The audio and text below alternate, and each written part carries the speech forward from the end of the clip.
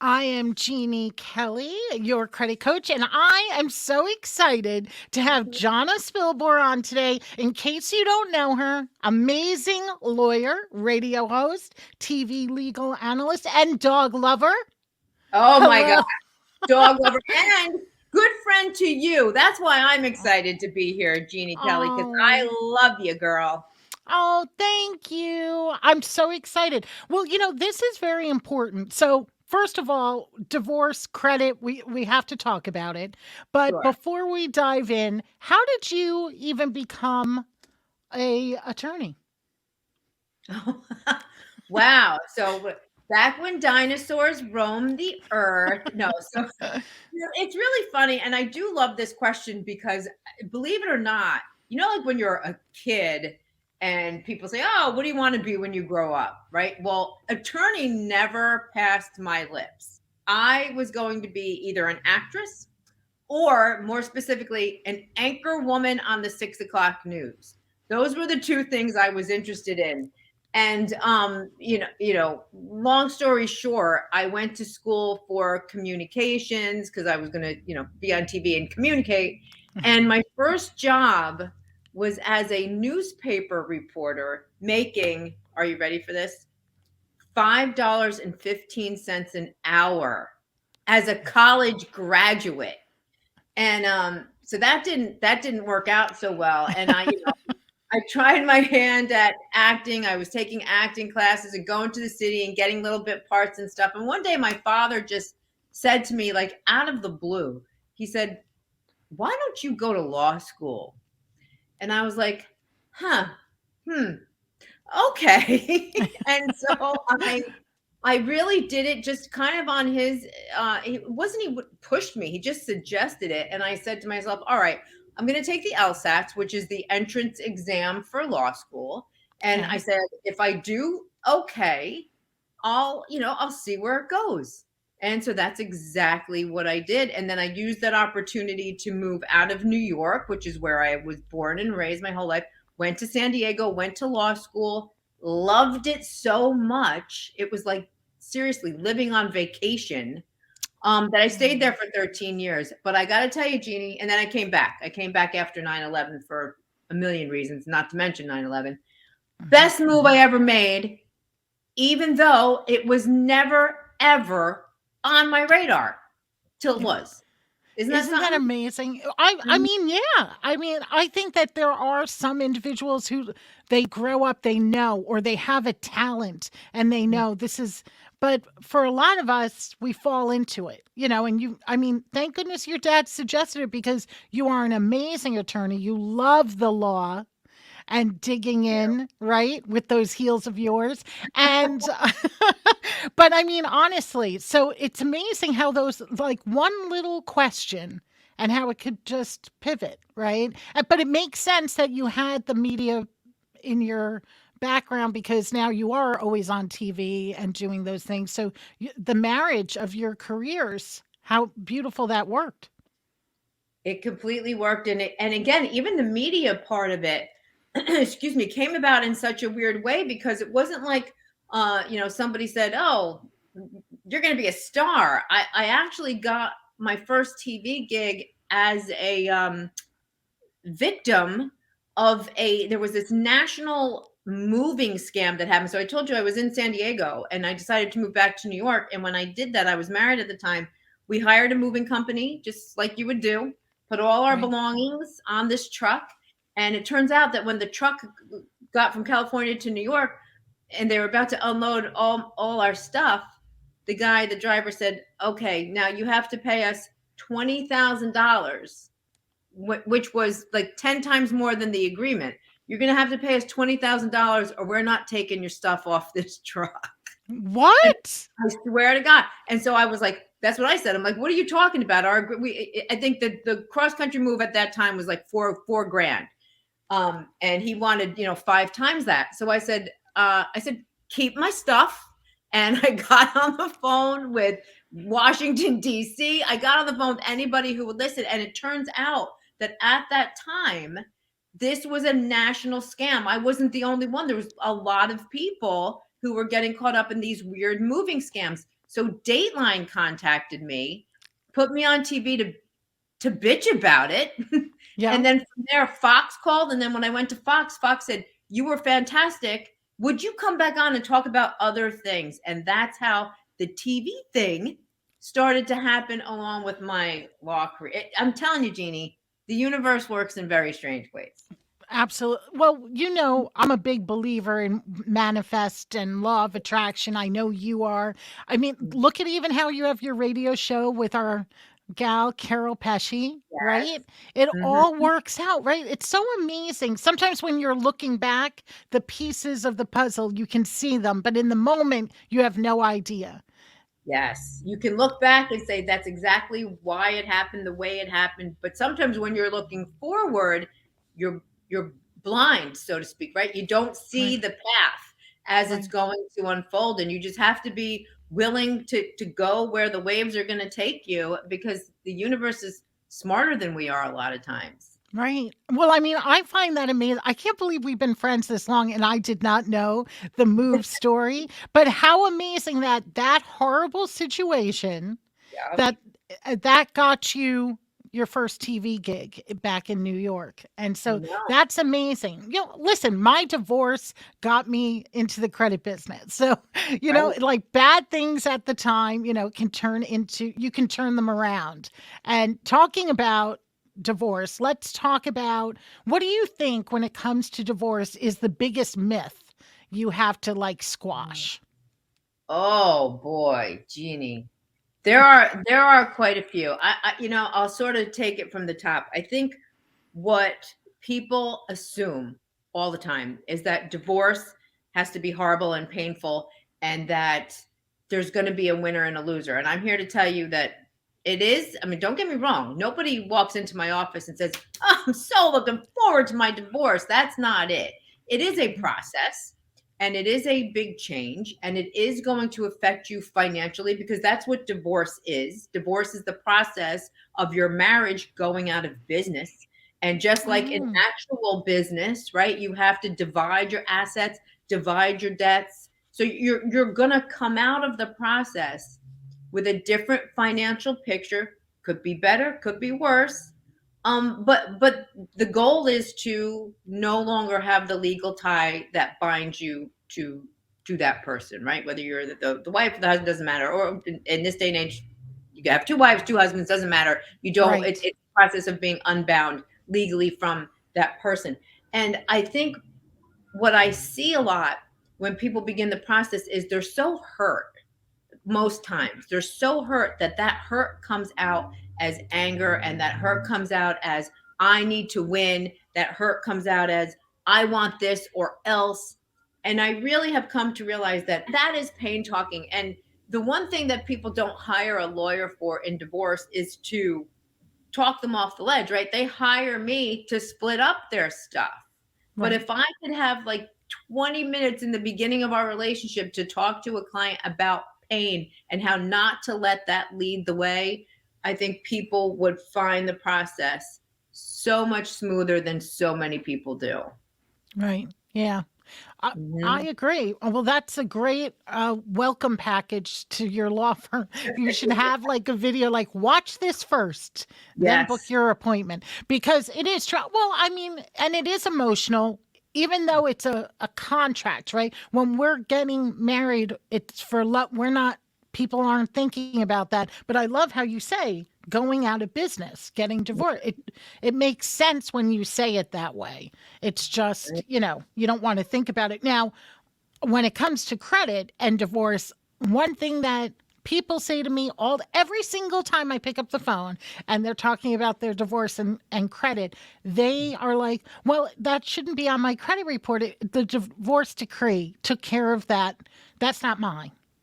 Right. And so that's a problem when it comes to your credit because you're, let's just say, for example, the credit card, let's just say American Express, for an example, Mhm. just because the judge might have said that one spouse, let's say he's responsible for it, Right. American Express didn't say that. You signed, an application with that person. And that's the one thing I am constantly hearing. And, sometimes what are you going to do? You're stuck. But you definitely have to realize it's on your credit report until it's paid. Until it's paid. That's the thing in divorce. You're not divorcing your creditors. You're divorcing Right. your spouse, and your Right. creditors are along for the ride, and they don't really care. They don't care what the judge is going to do. They don't care what your judgment of divorce, we call it a JOD, it says that's going to happen. Your contract is with the creditor. So you have to be very careful. And one of the things I often tell my clients in the very beginning of the process is, and actually, if I could talk to them as they're walking down the aisle, I would say, do not take out joint credit cards. You might disagree with this. You're the credit guru. I would say don't take out the joint credit cards, because you don't want to be beholden to somebody else who's also responsible, who might not hold up their end of the bargain. At least if you're the only one on it, you maintain a little bit more control than you do Right. in a jointly held credit card. Yeah, that's why I always say you can add someone on as an authorized user because it's Mm-hmm. very easy to take them off. So if you're going to do that, talk to your creditor, talk to them about authorized users. But that's easy because sometimes I will have people say, Jonna, like, oh, but we have a family account. I'm like, yes, that's fine. So put the person on as an authorized user. I'm also saying continue your independence with your credit report. Just because you're married, you don't want to lose financial responsibility for yourself, no matter what. Obviously, for a mortgage, most likely you're joint. So that's something different. But these other steps, you're just not thinking about it. And I've had many times people forget about, like, I don't even know why two people would go on an application for appliances or furniture, but they do. And then years later, they're like, I have some late payments. What is this? I don't even have that account. Well, you never closed it, and it was joint with your ex. So you want to divorce them with your credit as well. And you got to look at your credit report because there are going to be accounts that you forgot about. And Oh, God. that's, Yeah. yeah. And that's the only time I say close account. Like I'm always saying, keep those accounts open, keep them open, keep them open, but not if it's joint because you never know. That person that you're still linked to them financially then, and that they could damage with a one time 30, it could happen. Yep. And can I also say this for those who are listening?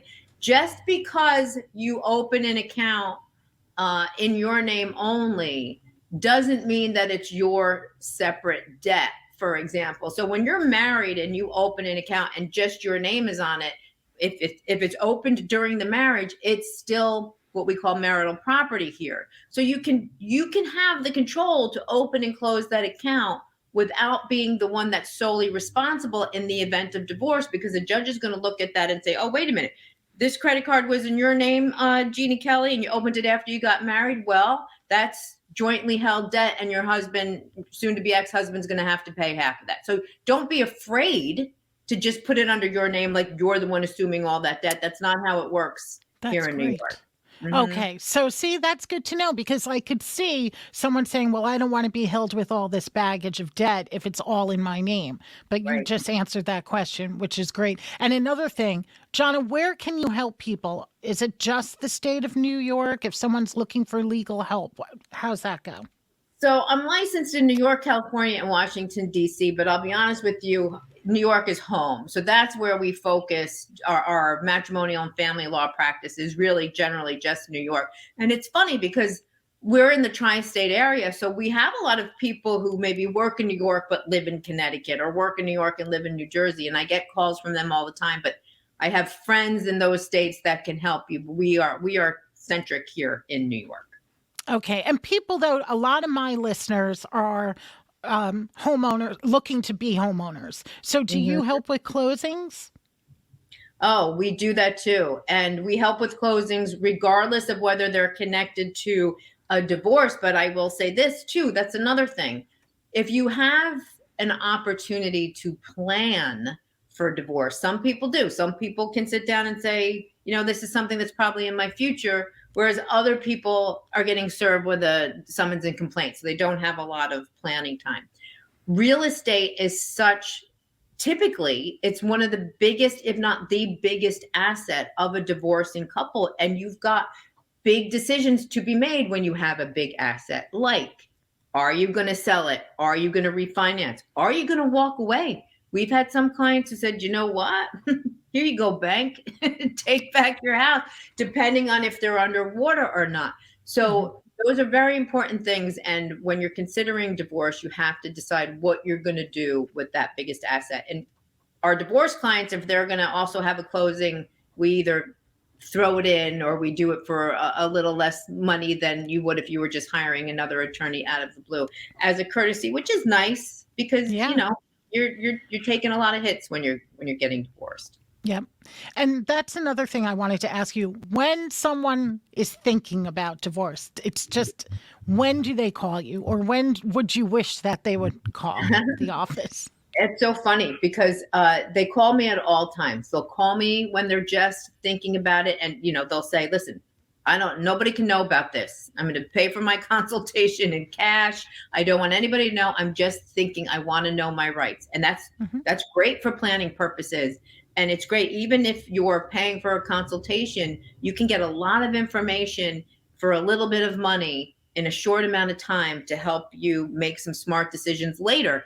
And the smarter your decisions later, the more money you will save. So it kind of works out. But then there are other clients who will come to me and they'll say, this person dropped off this summons. It said I had to answer it within 20 days and they dropped it off about 2 months ago. What do I do with this? And we can jump in and, get the ship righted then too. So it really is, it all depends, but we get them all. Okay. And I have to ask, because I ask everyone, how did you learn about credit? I love this question, Jeannie. So it was pre-Jeannie, because you've actually taught me a boatload about credit just in our friendship, because I listen to you, we go out, we chat, and you're so wonderful at what you do. Pre-Jeannie, am I allowed to swear? Yeah. Pre-Jeannie, I had shitty credit, but I mean, not way pre-Jeannie, just during law school, crappy credit. Right after law school, crappy credit. Even in the first few years of my career, paying back the student loans and getting married and getting to crappy credit. And when you have crappy credit, you learn the hard way what that means. But being a lawyer, I had to navigate that myself and learn a lot about the Fair Debt Reporting Act and all that. And so I did that. And then one day I woke up and said, okay, it's been fun learning how to deal with having crappy credit. Now I'm going to learn what life is like with good credit, and then started to take the steps that I had learned along the way. And it was faster than I thought, going from, and again, you had crappy credit at one point. I had crappy. There's probably everybody within Sound of Voice at one point had crappy credit. It's it's faster than you think it's going to be. It's not a mountain you cannot climb. Right. Exactly. I think a lot of times it's just like you're saying, you just want to say, I have to start today. Because if you keep not wanting to think about it, or you think, oh, I have bad credit, it's going to stay forever. It's going to stay forever if you do nothing, but if you say today and you really roll up your sleeves, and it isn't that long of a time to get back onto a better path. And also, I love people to save money with credit. And people will always say to me, that doesn't make sense. Credit costs me money. It doesn't have to cost you. It can save you. Obviously, we're going to use credit. Most people need it for a mortgage or possibly an auto loan or student loans, whatever it may be. Why can't it be saving you money? Don't let it cost so much. And if they just start learning, and that's why I love doing the podcast and talking about healthy credit. Can I just tell you something? One of the things I've learned as a lawyer who handles divorces, which is the type of law where your credit is going to be most affected, right? It's not as much, somebody comes to me because they've committed a crime, credit isn't the first thing on their mind. Getting divorced and buying a house, and a lot of times those two things go hand in hand, is credit is essential. And there's nothing more powerful than knowing that your credit is healthy enough to allow you to make the decisions that will propel you forward instead of keeping you stuck. Like buying a house. Nothing more powerful than when you know that you can go get your pre-qual letter and know how much borrowing power you have, because power is power. And Right. you can start working on, look, you can be in love till death do you part, great. But in the event that death is a little too long, you should work on it now so that when the time comes, it's not going to feel like, oh, I'm getting divorced and I've got to dig myself out of this credit hole. So Right. yeah, Yeah. do it Oh, now. and that's exactly what I did though, in the sense, and it is horrible because now I was so lucky. My parents said I could move into the cottage, where the ice was on the inside of the windows instead of the outside because it was a summer cottage, and I moved in January. But the thing is, I had to deal with it all: the financial disaster, the going through the divorce, the feeling like crap. And I always say, I love the book, The Power of Broke with Damon John. I was broker than broke though, because I was in the red, couldn't get anything. And it's very challenging. And that's why you want to try to be a few steps ahead when it comes to that. And just like you're saying, to not have that fear during the divorce and that you could purchase something, it's a beautiful thing. Definitely a beautiful Yeah. thing. Now, what projects are you working on right now, Jonna, that people should know about? What's going on? Well, I'll tell you. So right now, what's going on is there is a lot of high profile criminal cases in the news. So I've been spending a lot of time doing true crime podcasts, spending a lot of time on the news analyzing these cases, which is interesting because they're horrific cases. The Alec Baldwin case, he just got charged recently with Yeah. manslaughter with really unusual circumstances. There's the quadruple murder case. There's the husband who allegedly has killed his wife in Massachusetts, but there is no body. So I get to go in and that's the fun stuff. It's fun for me to talk about because they're not my actual client. So I get to kind Right. of sit on the sidelines and Monday morning quarterback.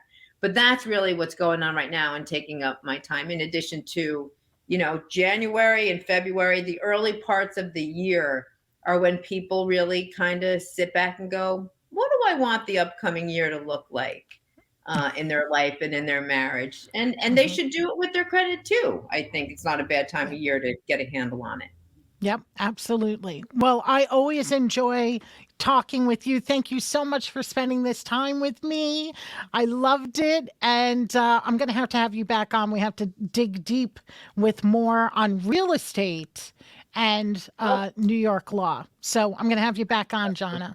I would love to, and I can't wait to see you. I got to buy you a drink, Jeannie Kelly. So I'll see you soon, on the air, off the air. Thank you I so much can't for wait. having me. Oh, I loved it. Thank you. Thank you.